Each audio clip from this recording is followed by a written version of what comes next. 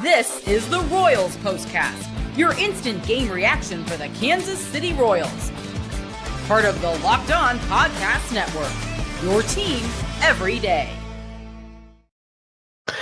Welcome in to the Royals POSTCAST on the Locked On Podcast Network, your team every day. I'm your host, Chance Liebau, and I'm here to bring you reaction to every single Royals game the rest of the way.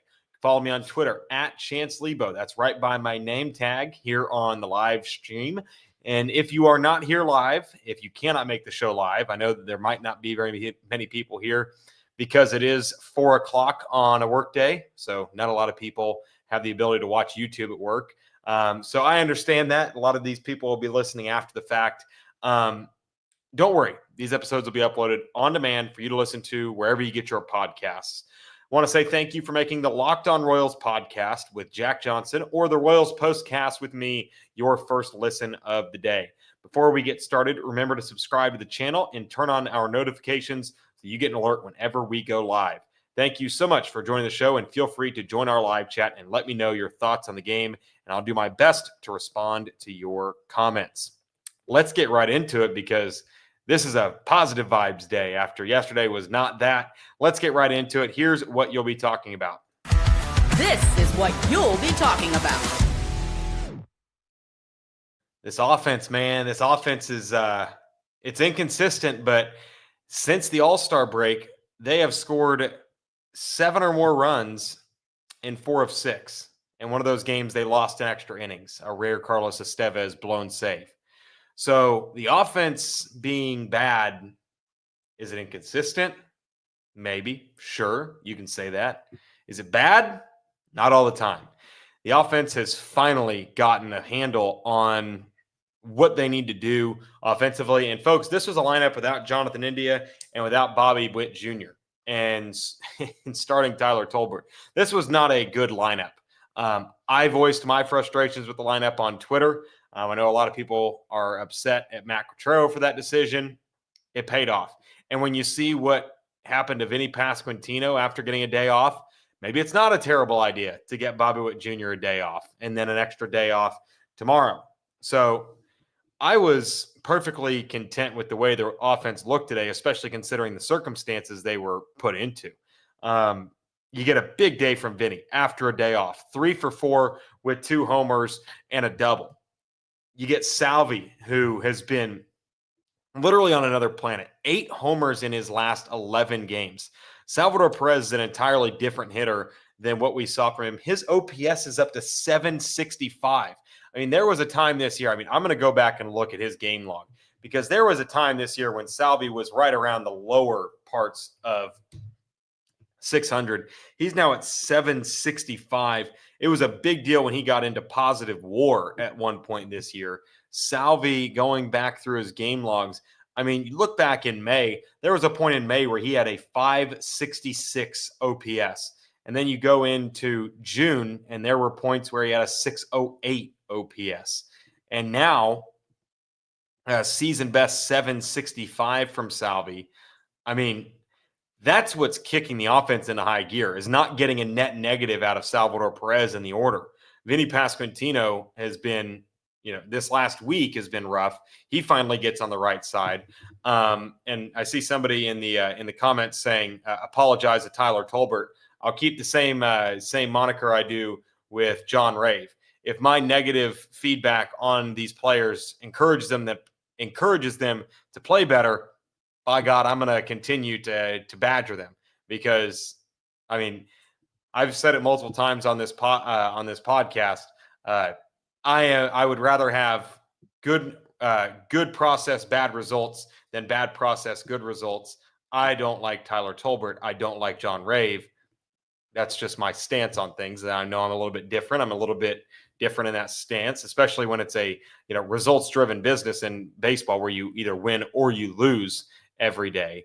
But let's stick on the more important matters at hand. Salvi and Vinnie carrying this offense today. I mean, you look at the lineup, Salvi goes 2 for 4 with a 2-run homer, Vinnie 3 for 4. You got a good day of out of Adam Frazier. He's been a lightning rod for this offense. I'd love to see him play more, especially if Jonathan India is going to continue to struggle at second.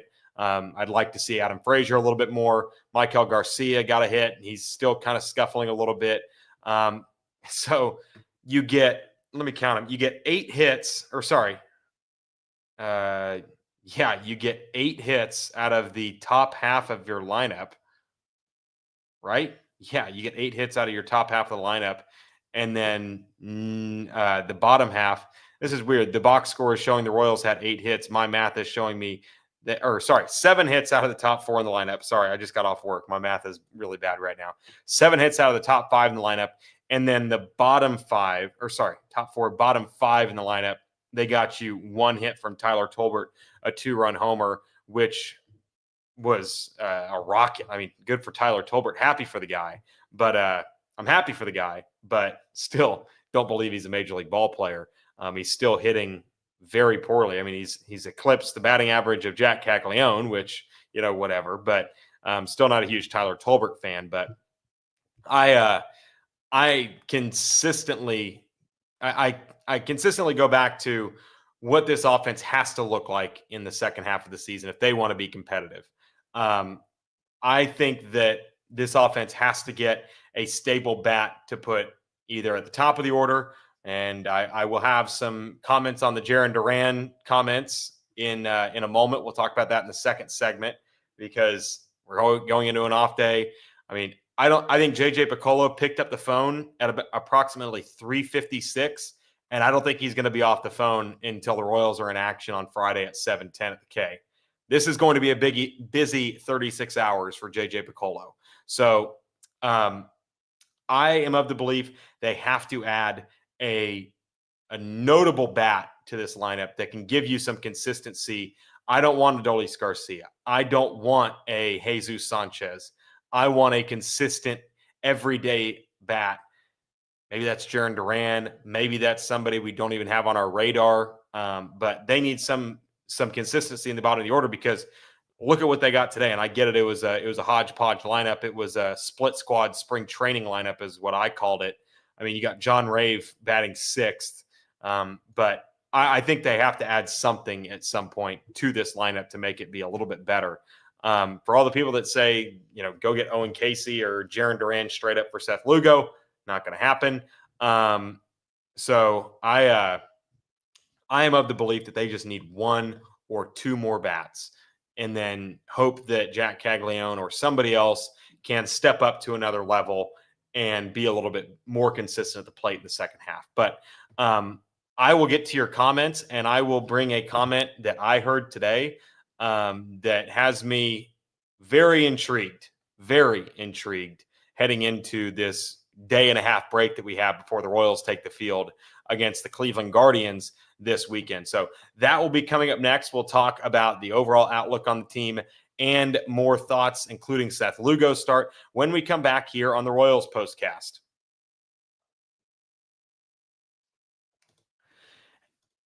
Ever wish managing your money felt easier? With Monarch Money, it can. Whether you're growing your savings or planning a big purchase, Monarch puts you in the driver's seat. It's like having your own personal CFO, giving you full visibility and control over your finances.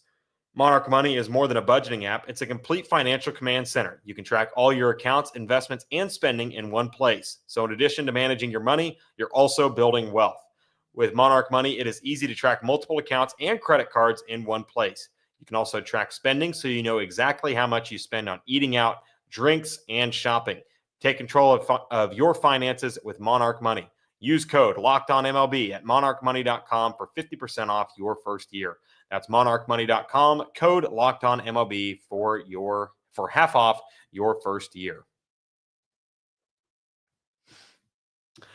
Before we get to some more big picture stuff, Seth Lugo start today. The thing that reminded me, what I saw from Seth Lugo today reminded me a lot of what we saw early this season from Seth Lugo.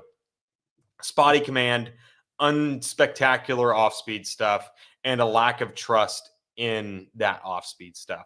A lot of deep counts was not going to – I was shocked he got through 6. And I think it's back-to-back starts where Seth Lugo got through 6. And it was a chore to get through those 6. Last time out against the Marlins, it was because he dug himself a hole because he gave up 4 runs in the first 3 frames. Today, it was just he didn't have good command. He was nibbling. I don't think he trusted his stuff that much. So that's where I come off with Seth Lugo. But with what we saw today from the offense and my thoughts on the team just needing one more bat, I work at ESPN Wichita, the sports radio station here in Wichita. And of course, I was listening to our shows today. And David Lesky of Inside the Crown comes on every Wednesday at 3:25. One of my favorite guests on our shows. He's very knowledgeable, is dialed in with the Royals organization, knows exactly what he's talking about. And talking to Jack, who of course hosts our daily show, this was a text from Jack paraphrasing what Lesky said today on ESPN Wichita on our airwaves. This is paraphrasing what Lesky said. I will not be surprised if Jarren Duran is hitting leadoff for the Royals in 2 weeks. That is paraphrased from what Lesky said today. If you want to go back and listen to the exact quote, ESPNWichita.com/podcasts, you can listen to that there.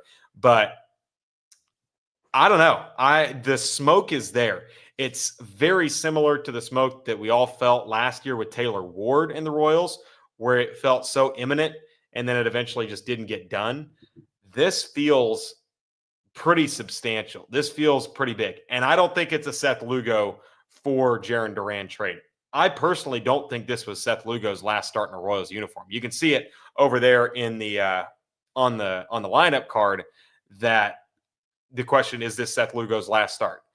I personally don't think it is. I think that there is growing optimism from the Royals, from what I've read online, from what I've been seeing, that they not only believe that they can make a push in the second half, if they can't, they feel like they can at least work out some kind of long-term deal with Seth Lugo. And they are more than okay with saying, you know what, we'll just take the comp pick after he declines the qualifying offer, because he is able to get the QO, the qualifying offer, this offseason. So it would not surprise me if Seth Lugo is still pitching on this team in August. And it still wouldn't surprise me, and especially with hearing what Lesky said today, if the Royals not only don't sell Seth Lugo, but they go out and they get Jarren Duran. Now, from Ken Rosenthal's tweet today, it sounded like the Royals would have to give up one of their premier catching prospects, which, hey, I'm fine with. I talked about it when I was on Jack's show a couple weeks ago. I'm fine with trading Blake Mitchell. I am not a huge Blake Mitchell fan. I think Carter Jensen's got a much higher floor, and I think the ceiling is relatively similar. And in between, what are the odds you get in between? I don't know. But I have growing optimism that the Royals are going to swing a deal for a guy like Jarren Duran. And that's a guy that you're not going to see Kyle Isbell every day if you get Jarren Duran. He can patrol center field for the Royals, or he can play left and be a Gold Glove left fielder. And it's stupid to talk about it right now on a postcast and the Royals series win. But I kind of perked up when I heard that, because I'm not saying that David Lesky is, an all-knowing source. He's a good source. There are plenty worse sources than David Lesky. But that kind of leads me to believe that this could be something that the Royals could eventually pursue, going and getting a guy that has 3 more years of team control left and is going to be an everyday fixture in your lineup, not a platoon guy like we see with John Rave and potentially MJ Melendez. If they go out and they get Jarren Duran, my thoughts and my feel-goodiness of this Royals team just gets higher and higher. I think that they can get Jarren Duran for Blake Mitchell and another piece, like an Austin Charles or something like that. And for the people that are saying, oh, I don't want to give up insert guy here, guys, you got to give up a good piece to get a good piece. They're not going to take Gavin Cross, who's hitting 220 in Northwest Arkansas, for Jarren Duran, who was a top 10 MVP pick last year. So you're going to have to give up something that's going to sting. It's going to sting if they were to acquire a guy like that. So I understand not wanting to give up a top prospect, but if you want to get something, you're going to have to give something up in return. They're not just going to charity, make a wish. Here's Jarren Duran to a team that is honestly right now competing with the Royals. So I think that you have to remember the Royals and the Red Sox are competing for the same playoff spot. So the Red Sox might be in a position where they'd rather give Durant up to a team like the Padres in the National League, and the Royals will have to sweeten the pot a little bit more than the Padres would because they are competing for the exact same playoff spot. So those are just my thoughts, and I wanted to bring that to you guys. I think Jack is going to give you guys an episode tonight that is going to detail the potential Jarren Duran package, trade, whatever you want to call it, a little bit more. So I know that is going to be on the front of everybody's mind right now. But yeah, we could be seeing some. I think the Royals. It would not surprise me if a move was made, like a trade was made, heading into the homestand against the Guardians, because you have an opportunity to put yourself in a position to compete with the Red Sox and the Mariners for that final wild card spot if you go out and make a move that gives you some stability in the lineup. I'm going to get to some comments here. Somebody saying I'm watching YouTube at work. I also watch YouTube at work, so that's two in the same there. Jet saying, I think the Royals should trade Lugo and prepare for next year in the future, but also try to get Ward by trading one of the catchers that we have. Thoughts? I'd rather have Duran. I don't think the Royals.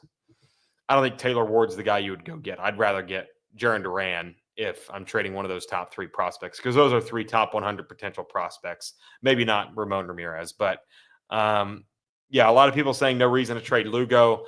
Yeah, I'm kind of in this. I was on the trade Lugo train and just kind of soured on it because of the fact that I don't think they could get a big package for a rental pitcher, especially with how poorly he's pitched here in the last couple of outings. Obed saying Bobby hurt his knee. Yeah, it looked like last night when he on that take in his last AB, I thought he tweaked something. I was hoping it wasn't an oblique because that could have really been bad. But for them to give him a day off and continue to give a day off, give him a day off tomorrow as well, I think that's important as well. Yeah, continue to look through these comments. A lot of people liking Tyler Tolbert's outing. I'm not a huge Tyler Tolbert fan. I think he's shown what he is. I think that I don't want to call it a lucky home run, but Chicago is like borderline New York when it comes to the ballpark dimensions. Somebody saying I want Luis Robert. I would hate that trade if they got Luis Robert. I don't think he's a bad ball player. He's not what he used to be, and he's also not a good clubhouse guy. Yeah. Oh, man, a lot of comments here. You guys are very happy with the performance today. But yeah, MJ Melendez being back, I think that's very glossed over. The fact that MJ Melendez is here, because I don't know if he didn't have any impact on today's game because he got here like probably an hour before the game. But MJ Melendez, I would not be surprised if he was in the lineup on Friday against the Guardians. But I'm liking what the Royals' MO is. We know what this team is when they're on. They just have to not be off as often. But for them to score 8 runs on a game like today and to get a good outing out of Seth Lugo. Now, the one thing I will say that I do not love is the fact that their low leverage bullpen guys looked really bad. If they decide to compete, you cannot just get one bat. I think you need at least maybe Hunter Harvey's another arm for them to use, but you have to get another arm, whether it's a bullpen swing guy, whatever. They cannot run out John Schreiber and Taylor Clark and Jonathan Bolin, and those guys are not competitive pitchers in a 5-game playoff series. So I would like them to, get at least one more arm, but I think that we're kind of picking at straws right now. I think that they are going to make a move in the next 48 hours before the game on Friday. We will be back on Friday for another Royals postcast when they take on the Guardians, 7:10 first pitch. So we'll be with you probably around 10 o'clock, 9:45, 10 o'clock. We'll see you there. And we will have post-game coverage for the Royals. Maybe I'll hop on with Jack tomorrow. I haven't talked to him yet about that, but the Royals make a trade, I'd love to hop on to it with him. But I appreciate you guys for joining us here on a weird afternoon. If you're listening to this after the fact, be sure to subscribe to the channel and come back and like the video as well. Appreciate you guys. I will be back on Friday for another edition of the Royals Postcast.